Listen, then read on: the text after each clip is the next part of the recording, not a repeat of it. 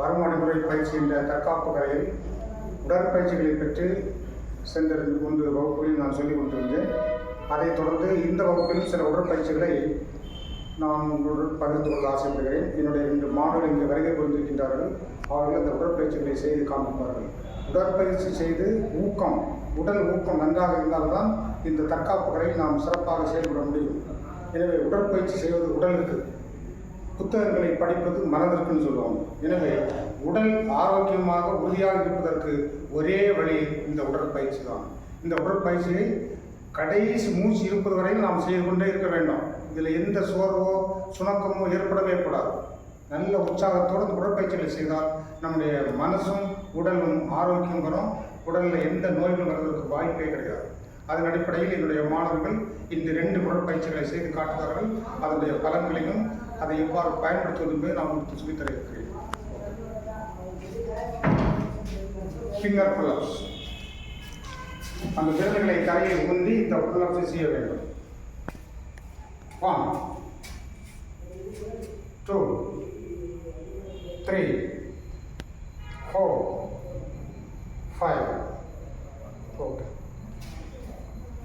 இந்த உடற்பயிற்சிகள் அந்த ஃபிங்கர் புல்லப்ஸ் நம்முடைய விரல்களை பயன்படுத்தி இந்த தண்டால் புல்லப்ஸ் செய்யும்போது நம்முடைய விரல்கள் 5 விரல்களும் மிகவும் வலுவுள்ள விரல்களாக மாறும், உறுதியாக மாறும். அந்த விரலில் உள்ள ஒவ்வொரு இணைப்பு ஜாயிண்ட்களும் ரொம்ப ஸ்ட்ராங்காக, அதில் உள்ள தசைகள், எலும்புகள், நரம்புகள் எல்லாமே நல்ல வலுப்பெறுகின்றன. இவ்வாறு இந்த 4 விரல்களை நாம் ஏன் உறுதி செய்ய வேண்டும் என்றால், நம்முடைய தற்காப்பு கலையில் சில வர்மங்களை தாக்குவதற்கு இந்த விரல் தான் பயன்படுகிறது.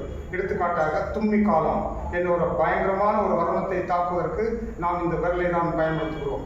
அதே போன்று சங்குதிரி காலம் என்ற வர்மத்தை தாக்குவதற்கும் இதை தான் பயன்படுத்துகிறோம். அதுபோல கூம்பு வர்மம், அந்த வர்மத்தை தாக்குவதற்கும் நம்முடைய இந்த சக்தி வாய்ந்த விரல்களை தான் பயன்படுத்துகிறோம். எனவே இந்த விரல்கள் இரும்பு போன்று இருந்தால் இந்த விரலை நாம் தாக்கும்போது அந்த வர்மம் உடனே தாக்கப்படுகிறது. உடனே அவன் சுருண்டு கீழே விழுந்துடுவான், மரணம் ஏற்படும். எனவே தான் இந்த விரல் பயன்படுத்தி நம்ம விரல்களை உறுதி செய்கிறோம். ஓகே. அடுத்தது 2வது உடற்பயிற்சி நக்கிள்ஸ் புல்லப்ஸ். கமான் சரி, நல்லா பாருங்க. நக்கிள்ஸ் தண்டல். 1 2 3 4 5 ஹால்ட். இப்பொழுது இங்கே உங்களுடைய ஒரு டெமான்ஸ்ட்ரேஷனுக்காக தான் ஒரு 5 பயிற்சிகளை மட்டும்தான் செய்கிறார்கள். ஆனால் ஆக்சுவலாக இதை செய்யும்போது 15 20 உடற்பயிற்சி தண்டால்களை தொடர்ந்து செய்து கொண்டே இருப்பார்கள்.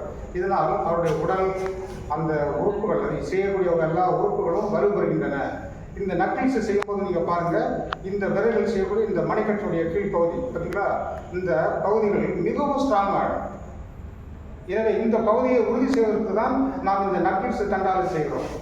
இவ்வாறு இந்த நக்கிள்ஸ் பகுதி ரொம்ப உறுதியாக இருந்தால் இதை வைத்து அடிக்கும் போது சில வர்ம பகுதிகள் அப்படியே சேதமடையும். உடனே அவன் சுருண்டு கீழே விழுந்து விடுவான். எடுத்துக்காட்டாக சென்னி வர்மம், அதை தாக்குவதற்கு இந்த நக்கிள்ஸை பயன்படுத்தலாம். அதே போல பால வர்மம், அந்த வர்மத்தை தாக்குவதற்கு இந்த நக்கிள்ஸை பயன்படுத்தலாம். அதே போல அளவாடி வர்மம், இந்த வர்மத்தை தாக்குவதற்கும் இந்த நக்கிள்ஸை பயன்படுத்தலாம். இந்த நக்கிள்ஸை பயன்படுத்தி அழகான சோடுகளில் இருந்து வேகமாக இந்த நக்கிள்ஸினாலே அடிச்சேன்னா இந்த 3 வர்மத்தில் அடிபட்டுனா உடனே அவன் கீழே வந்துடும். ரொம்ப ஆபத்தான வர்மங்கள். அது நீங்களாக அக்கிச்சுருக்கி, பெரிய அக்கிச்சுருக்கி, சிறிய அக்கிச்சுருக்கி போன்ற அந்த வர்மங்களை தாக்குவதற்கும் இந்த நக்கிள்ஸ் பயன்படுத்தப்படுகிறது. எனவே இந்த நக்கிள்ஸை நாம் மிக உறுதியாக வைத்துக்கொள்ள வேண்டும். உடற்பயிற்சி செய்யாதவர்களுடைய நக்கிள்ஸுக்கும் உடற்பயிற்சி செய்கின்ற இந்த மாவுடைய நக்கிள்ஸுக்கும் எக்கச்சக்கமான வேறுபாடு, மலைக்கும் மடுவுக்கும் உள்ள வேறுபாடு. இவருடைய நக்கிள்ஸ் அடிப்பட்டுன்னா நம்முடைய எலும்புகள் உடைஞ்சு போகும். அந்த அளவுக்கு மிக உறுதியாக இருக்கும். எனவே தான் இந்த வர்மக்கலையில், தற்காப்பு கலையில் உடற்பயிற்சிகள் மிக மிக முக்கியம் என்று நான் அடிக்கடி சொல்லிக் கொண்டே இருக்கிறேன். எனவே நீங்கள் அனைவரும் உடற்பயிற்சிகளை செய்து ஆரோக்கியமாக வாழ வேண்டும், இந்த வர்மக்கலையை கற்றுக்கொள்ள வேண்டும் என்று அன்புடன் கேட்டுக்கொள்கிறேன். இதனுடைய தொடர்ச்சியை அடுத்த வாரத்தில் பார்க்கலாம். நன்றி, வணக்கம்.